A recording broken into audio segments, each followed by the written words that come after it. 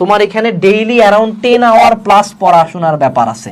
যদি তুমি পড়াশোনা করতে পারো, আই ক্যান অ্যাসিওর ইউ তোমার চান্সটা হয়ে যাবে।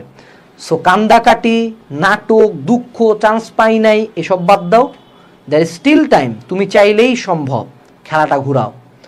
তোমাদেরকে একটা কথা খেয়াল করাই দেই আবারও, the wolf on the hill is not as hungry as the wolf climbing the hill. তুমি কিন্তু উঠতেছো, তোমার ক্ষুধা আছে। যে পোলাটা চান্স পাইছে ও ঢিলা দিছে, ওরা দেখায় দাও যে তুমি কি জিনিস। আজীবন মেডিকেলের স্বপ্ন দেখছি ছোটবেলা থেকে, বাপ মা চাইছে, আশপাশের মানুষজন কথা বলতেছে, সবাই মেডিকেলের রেজাল্ট শেয়ার দিচ্ছে, টাইমলাইনে ঢুকা যাচ্ছে না, মনে হচ্ছে জীবনটা ওয়ার্থলেস, মনে হচ্ছে মরে যাই, বাট তারপরও বাঁচে আছি, খুব কষ্ট হচ্ছে, আই নো। এবং আমি এই সবাই বলতেছে, সব টিচাররা বলে এটা খুব নর্মাল, খুব খারাপ লাগে, ঠিক হয়ে যাবা। আমি জানি তোমারও খারাপ লাগতেছে, আমারও অনেকের জন্য খারাপ লাগতেছে, but remember nobody gives a ফাক, ট্রাস্ট মি। কেউ কেয়ার করে না যে তোমার খারাপ লাগতেছে, ট্রাস্ট মি।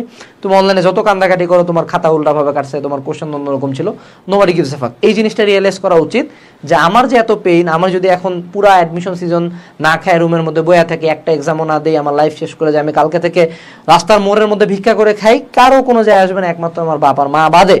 এবং এই টাইমটাতে সবচেয়ে খারাপ অবস্থা হয়, বাপ আর মাই নিজের এগেনস্টে চলে যায়। তো এই অবস্থাটাতে মনে রাখতে হবে যে I have to be strong.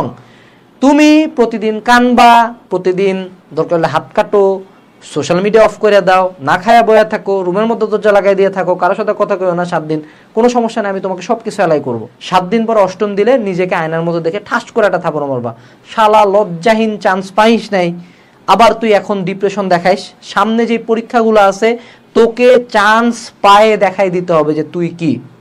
তুই একটা ভুল করছিস, এই ভুলটা নিয়ে মানুষকে কথা বলতে দিবি না।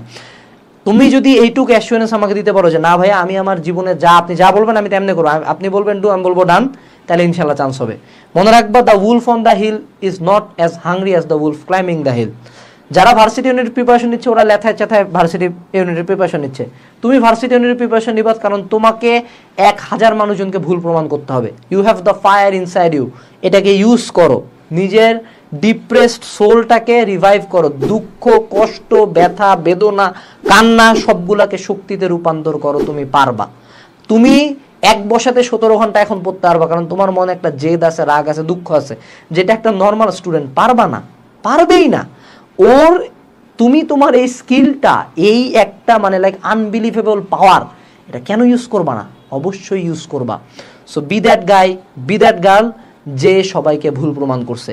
নেক্সট ডে ঢাবির যেদিন রেজাল্ট দিবে, প্রথম পোস্টটা যাতে ফেসবুকে তোমার যায় যে এততম এই ডিপার্টমেন্টে পড়বো ইনশাল্লাহ, অনেকে বলছিল আমি পারবো না, আমি পারছি, এরকম একটা পোস্ট যাবে। যারা কল দিয়ে বলছে মামা মেডিকেলে চান্স হয় নাই, বা যারা খোটা দিছে প্রথম পড়ায় ঢাবিতে তো এততম হয়েছে, কইবে তুই, এরকম একটা মেন্টালিটি নিয়ে আগাও।